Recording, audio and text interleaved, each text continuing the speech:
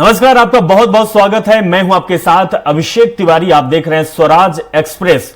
लोकतंत्र का महासमर चल रहा है, सत्ता का संग्राम जारी है। इस बीच लोग घर से बाहर निकलकर मतदान कर रहे हैं, क्योंकि मतदान करना बहुत जरूरी है। देश की बुनियाद जो है वो आपके एक वोट से आगे तय होगी।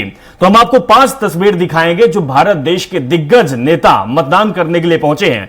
पहली तस्वीर आप देख रहे हैं केंद्रीय गृह मंत्री अमित शाह, जो कि अपने मतदान कर रहे हैं। दूसरी तस्वीर आप देख रहे हैं प्रधानमंत्री मोदी, जो कि मतदान करने के लिए पहुंचे। इसके साथ ही प्रहलाद जोशी भी मतदान किया।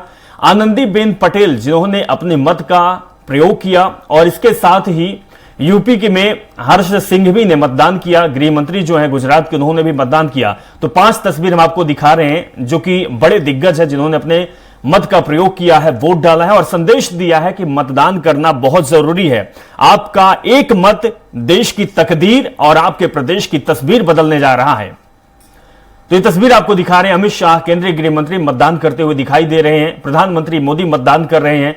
प्रहलाद जोशी केंद्रीय मंत्री हैं, उन्होंने भी मतदान किया। हर्ष सिंघवी, जो कि गुजरात के गृह मंत्री हैं, उन्होंने भी अपना वोट डाला। इसके साथ ही यूपी के राज्यपाल आनंदीबेन पटेल ने भी मतदान किया है। तो 5 तस्वीर आपकी टीवी स्क्रीन पर। लोकतंत्र के इस महासमर में लोगों ने अपना वोट डाला है।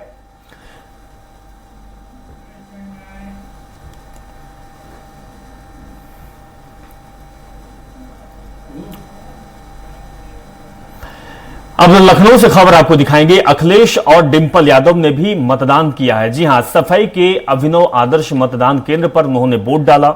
अखिलेश की बेटी अदिति ने भी वोट डाला है। धर्मेंद्र यादव भी उनके साथ मौजूद रहे। अखिलेश ने जीत का दावा किया है। तस्वीर आपको दिखा रहे हैं। अखिलेश यादव जब वोट डालने के लिए मैनपुरी पहुंचे, तब उनके साथ उनके भाई, उनके परिवार के लोग और उनकी पत्नी डिंपल यादव, जो कि प्रत्याशी भी है मैनपुर से, उन्होंने भी मतदान किया है और संदेश दिया है कि मतदान करना जरूरी है। घर से बाहर निकले, मतदान करें। इसके साथ ही अखिलेश यादव ने समाजवादी पार्टी की जीत का दावा भी किया है। उन्होंने कहा कि जिस तरीके से जनता का रुझान है, जिस तरीके से वोट पड़ रहे हैं, उससे समाजवादी पार्टी को फायदा होगा और समाजवादी पार्टी की जीत होगी।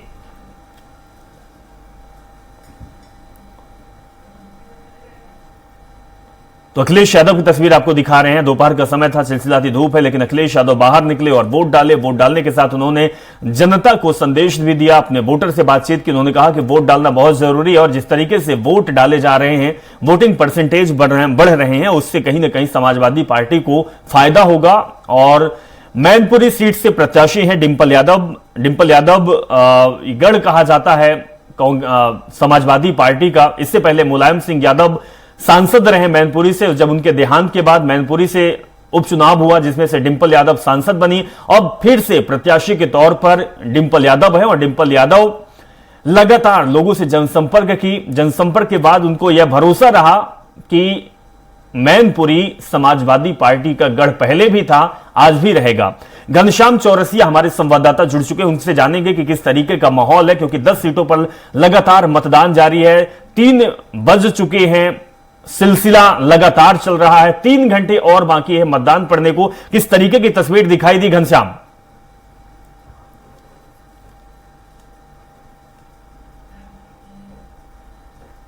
फेज से ज्यादा हंगामेदार ये तीसरा फेज रहा। सुबह से कहीं न कहीं छुटपुट घटनाएं भी सामने आई, लाठीचार्ज भी हुई संभल में। संभल में समाजवादी पार्टी ने आरोप भी लगाया और संभल, मैनपुरी, बदायूं तमाम ऐसे सीटें रही जहां पे समाजवादी पार्टी सुबह से तमाम तरह तरह के आरोप लगा रही। फर्जी वोटिंग से लेकर के बूथ कैप्चरिंग तक का आरोप लगाया। उन्होंने कहा कि समाजवादी पार्टी के कार्यकर्ताओं को जानबूझ करके वहां का प्रशासनिक अमला गिरफ्तार कर रहा है। इस तरीके की तमाम तकरीबन सैकड़ों ट्वीट, शिकायतें समाजवादी पार्टी की तरफ से की गई। उसका जवाब भी हालांकि वहां पे जिला प्रशासन ने दिया। जो वहां के जो मतदान कर्मी है, उन्होंने भी जो है जवाब दिया है। उसके इतर भारतीय जनता पार्टी की तरफ से तकरीबन 11 बजे के बाद से भारतीय जनता पार्टी का भी सोशल मीडिया सक्रिय हुआ और तमाम जगहों पे मैनपुरी से लेकर के बदायूं तक और जो गढ़ है, समाजवादी पार्टी का जो गढ़ है, वहां से तमाम तस्वीरों को शेयर करते हुए भारतीय जनता पार्टी ने भी सपा पे कई तरीके के आरोप लगाए। मैनपुरी में भारतीय जनता पार्टी के काफिले को जो है डैमेज किया गया है। उस पर हमला किया गया है, अज्ञात लोगों ने हमला किया है। हालांकि भारतीय जनता पार्टी यह कह रही है कि ये समाजवादी पार्टी के नेता कार्यकर्ता हैं, ये उनका ही उनके द्वारा ही किया गया है। इस तरीके की कई आरोप प्रत्यारोप के बीच 3 बजे तक का आंकड़ा अभी आना बाकी है। 3 बजे तक कितने प्रतिशत मतदान हुए हैं, थोड़ा स्लो हो रहा है। तमाम ऐसे जगह दिखे, अलीगढ़ में तमाम हाथरस की जो सीटें पड़ती है, अलीगढ़ के बगल में अलीगढ़ के कुछ विधानसभा जो हाथरस की सीट पे मिलती है, तो वहां पे तमाम ऐसे जगह रहे जहां पे वहां के मतदान कर्मियों के थोड़ा सा अव्यवस्थित होने से थोड़ा स्लो वहां पे मतदान हुआ। लेकिन उसके अलावा अगर हम बात करें तो तमाम ऐसे गांव रहे, बूथ रहे जहां पे मतदान काफी देर से हुआ। उसका नतीजा रहा कि वहां पे जो वोटर्स हैं उन्होंने मतदान का बहिष्कार कर दिया। उन्होंने तमाम मुद्दों को लेकर के मतदान का बहिष्कार कर दिया, वहां पे विकास को लेकर के, प्रत्याशी को लेकर के, यहां तक कि उनका कहना था कि जो बूथ नजदीक बनाए जाते थे वो काफी दूर बनाए गए हैं, इसलिए वहां पे भी कई तस्वीरें ऐसे सामने आई। चलिए घनश्याम, वापस आपके पास आएंगे और 10 सीटों का अपडेट आपसे लेंगे कि किस तरीके का माहौल है, किस तरीके से मतदान चल रहा है। भोपाल से हमारी सहयोगी कविता पांडे भी जुड़ी हुई हैं, चिलचिलाती धूप में खड़ी हुई हैं और दर्शकों तक हर अपडेट पहुंचा रहे हैं। कविता पांडे, अगर भोपाल की बात की जाए तो भोपाल में किस तरीके की तस्वीर दिखाई दे रही है, क्योंकि अब शाम ढलने को आई है, बीजेपी और कांग्रेस में कड़ा मुकाबला है। एक तरफ आलोक शर्मा तो दूसरी तरफ अरुण श्रीवास्तव चुनावी मैदान में है और अब शायद पिंक बूथ में भी है। पिंक बूथ में अब मौजूद है, किस तरीके की पहल की जा रही है चुनाव आयोग के द्वारा? बिल्कुल जी बिल्कुल, आपको बता दूं अभिषेक कि यहाँ पर बीजेपी और कांग्रेस के बीच कड़ा मुकाबला है। अभी मैं यहाँ पर सरोजनी नायडू शासकीय विद्यालय है वहां पर मौजूद हूँ और यहाँ की तस्वीर दिखाने की आपको कोशिश कर रही हूँ। देखिए ये 7 नंबर का जो सरोजनी नायडू स्कूल है वो है, लेकिन यहाँ पर यदि अभिषेक हम मतदाताओं की बात करें, शायद गर्मी ज्यादा होने के कारण अभी जो मतदाता है इक्का दुक्का पहुंच रहे हैं। सुबह से यदि बात करें, यहाँ पर कुछ लोग खड़े थे, पुलिस जवान खड़े थे, हमने उनसे बात की, उनका कहना था कि गर्मी की वजह से यहाँ पर मतदाताओं में जो मतदाता हैं अब केंद्र तक नहीं पहुंच रहे हैं और धीरे धीरे जैसे जैसे जो धूप है वो घटती जाएगी वैसे वैसे जो मतदाता हैं वो पहुंचेंगे। हमारे साथ एक मतदाता आ रहे हैं, उनसे बात कर लेते हैं। जी बिल्कुल जी, आप मतदान केंद्र पहुंचे हैं, क्या कुछ कहेंगे? ठीक है, वोट डालने आए और अधिकार है वोट डालने का। बिल्कुल। किन मुद्दे को लेकर वोट डालने आए हैं आप? वो तो सभी मुद्दे हैं और अच्छा भी चल रहा है वैसा, पार्टी अच्छा चला रहा है। तो देखिए अभिषेक, मतदान करने एक अंकल पहुंचे यहाँ पर, एक हमारे साथ महिला भी, हम उनसे बात कर लेते हैं। वो भी पैर में दर्द होने के बावजूद वो पहुंची हैं अपने मत का प्रयोग करने। आपके पैर में दर्द है फिर भी आप पहुंचे हैं, क्या बोलेंगे जो मतदाता जो है वो नहीं पहुंच रहे मतदान करने? बस मोदी जी आना चाहिए और क्या, बस ठीक है और क्या। ठीक है, तो देखिए अभिषेक, इक्का दुक्का लोग जो हैं वो मतदान करने पहुंच रहे हैं। बिल्कुल बिल्कुल कविता, जिस तरीके की तस्वीर आप दिखा रहे हैं, हालांकि गर्मी का आलम है, गर्मी तेज है, इसकी वजह से भी लोग घर से बाहर नहीं निकल रहे हैं, लेकिन सुबह का जब मौसम था तो लोग घर से बाहर निकलकर अब मताधिकार, अपने मत का प्रयोग किए हैं। कविता जी, आपके पास वापस लौटेंगे, लेकिन अभी घनश्याम जी हमारे साथ जुड़े हुए। घनश्याम, अगर बात की जाए तो 10 सीटों पर मतदान पड़ रहे हैं, प्रतिशत आपके द्वारा हम बता ही चुके हैं कि किस तरीके का लगातार लोग बढ़ रहे हैं, मतदान कर रहे हैं, लेकिन कहीं न कहीं इस बार जो चुनाव हो रहे हैं इन सीटों पर, चाहे वो पश्चिमी यूपी की बात करें तो यादव समाज, यादव परिवार जो है, यादव जो कुनबा है, उनकी साख दांव पर लगी हुई है। बड़े बड़े धुरंधर परिवार के लोग हैं जो कि प्रत्याशी के तौर पर मैदान में उतरे हुए हैं। किस तरीके की तस्वीर दिखाई दे रही है? क्या कुछ लग रहा है? क्या कुनबे को कायम रख पाएंगे या फिर बदलाव होगा? घनश्याम, देखिए, सबसे पहले हम आंकड़े की बात कर ले कि आंकड़े 1 बजे तक 10 सीटों पे 38.12% ही मतदान हुआ है। बड़ा स्लो चल रहा है मतदान इस बार भी। पिछले 2 बार से जो संजीदगी दिखानी थी, चाहे वो चुनाव आयोग की बात करें, जिला प्रशासन की बात करें, जो जिला निर्वाचन अधिकारी होते हैं, जिलाधिकारी, या फिर चाहे पॉलिटिकल पार्टियां कहें, वो सक्रिय तो हुई, उसको लेकर के सचेत तो हुई, लेकिन सफलता मिलता हुआ दिखाई नहीं दे रहा है। महज 38.12% ही 1 बजे तक मतदान हुआ है। और सबसे ज्यादा अगर बात करें तो संभल में हुआ है, संभल में 42.97% हुआ है। और सबसे कम की बात करें तो सवेरे से सबसे कम अगर कहीं हुआ है जो 34.93 फीसदी बरेली में हुआ है। तो ये आंकड़े हैं जो लगातार स्लो मतदान तो हो रहे हैं कई छिटपुट घटनाओं के बीच, लेकिन बेहद कम हो रहे हैं। जहां तक यादव की गढ़ की बात करें तो मैनपुरी ऐसी सीट है, मैनपुरी सीट ये माना जाता है 1996 के बाद अभी तक समाजवादी पार्टी के इतर किसी भी दल ने वहां से जीत हासिल नहीं की है।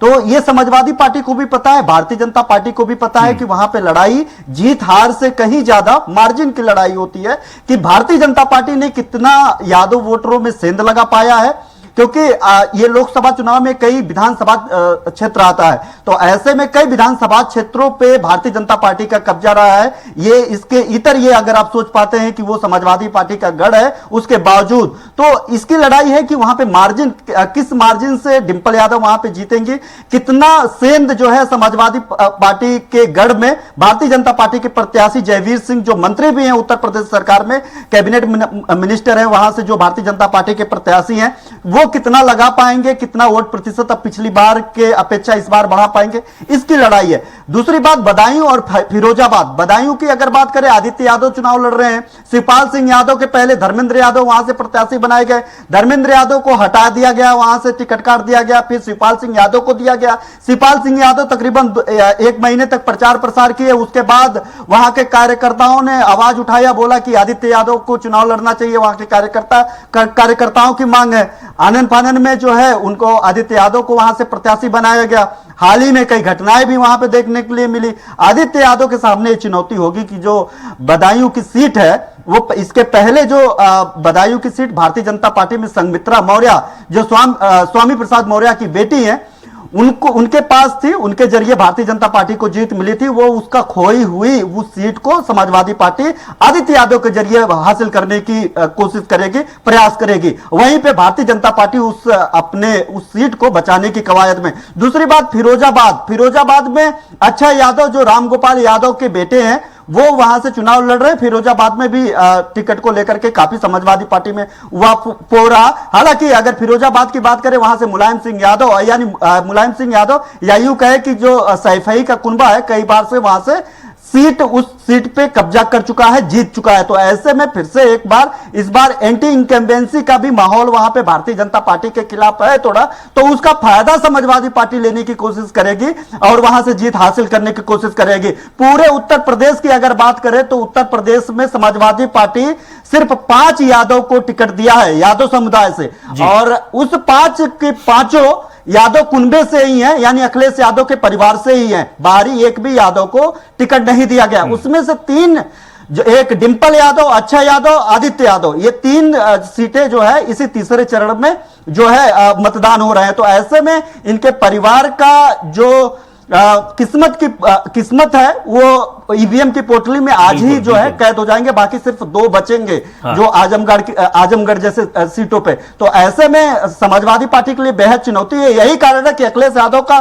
चिलचिलाती धूप में आप लोगों ने देखा, सब लोगों ने देखा कि वो वोट करते हुए नजर आए, उनकी बेटी वोट करते नजर आई, उनकी पत्नी तो खैर वहां से प्रत्याशी हैं तो वो भी वोट करती नजर आई। उसी चिलचिलाती धूप में वो प्रेस कॉन्फ्रेंस भी करते हुए नजर आए और उसमें समाजवादी पार्टी की तरफ से जो अच्छाइयां हैं, अपनी कह सकते हैं कि अपनी घोषणा पत्र को लेकर के तमाम तरीके की बातें कही और इस बार संविधान बचाने की जो अपना लगातार वो राग अल्लाप रहे इस लोकसभा चुनाव में, वो भी लगातार उस बाबत भी बात की। उन्होंने कहा कि 1 महीना पहले ही चुनाव हो सकता था, लेकिन इस चिलचिलाती धूप में जो है भारतीय जनता पार्टी की सरकार जानबूझ करके 1 महीना लेट से यहां पे वोटिंग करा रही है ताकि इसका फायदा भारतीय जनता पार्टी को संविधान बचाने के लिए चलता रहता है। लेकिन सवाल ये है कि इस गर्मी में भी लोग घर से बाहर निकल रहे हैं और मतदान कर रहे हैं। हालांकि प्रतिशत थोड़ा कम है, इसके वजह से राजनीतिक पार्टियां कहीं ना कहीं थोड़ी सी घबराई हुई हैं और ये चैलेंज चुनाव आयोग के लिए भी है कि आखिर वोटिंग परसेंटेज कम क्यों हो रहा है, जिसके लिए बहुत सारे हथकंडे हैं। कविता, आपसे जानना चाहूंगा कि भोपाल की बात करें तो वोटिंग परसेंटेज को बढ़ाने के लिए, क्योंकि जिन 2 फेजों में वोटिंग परसेंटेज मध्य प्रदेश में कम रहा है, उसको लेकर एक पहल की गई, चाहे लकी ड्रॉ की बात की जाए, महिलाओं के लिए विशेष पहल की जाए। क्या इस पहल का असर जमीन पर पड़ा है? क्या लोगों में दिखाई दिया है?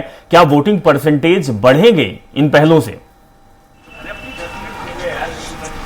बिल्कुल यदि अभिषेक बात करें, आपने लकी ड्रॉ की बात करें, उसका असर जो है जाहिर तौर पर पड़ रहा है। लोग जो है पहुंच रहे हैं और कूपन भर रहे हैं और इंतजार कर रहे हैं कि हमारा नंबर कब आएगा, हमको फोन कब आएगा कि हम कोई इनाम जीते। क्योंकि इससे पहले जब मैं पिंक बूथ गई थी तो वहां पर लोग बढ़ चढ़कर हिस्सा ले रहे थे। और आपको बता दूं कि एक रिटायर्ड आईपीएस ऑफिसर जो है वो हैदराबाद से आए थे और हैदराबाद से वो फ्लाइट आए और उन्होंने मतदान किया और सेकेंड राउंड के विनर भी बने। तो इसका काफी जो है असर देखा जा रहा है, क्योंकि अभिषेक जिस तरह से निर्वाचन आयोग जो है 2 चरणों में जो वोटिंग परसेंटेज की बात करें, वोटिंग परसेंटेज बहुत कम हुई थी, उसी को बढ़ाने के लिए तमाम तरह के प्रयास जो है वो तमाम तरह के प्रयास कहें चाहे जतन करे कहे वो कर रहे थे। और उसका असर जो है अभिषेक देखने को मिल रहा है। यदि हम भोपाल की बात कर ले, माफ कीजिए राजगढ़ की बात कर ले, विदिशा की बात कर ले, ये ऐसे क्षेत्र हैं जहां पर मतदान प्रतिशत जो है वो बढ़ रहा है और लोग इंतजार भी कर रहे हैं कि हमारे पास फोन आए कि आप विजेता हैं।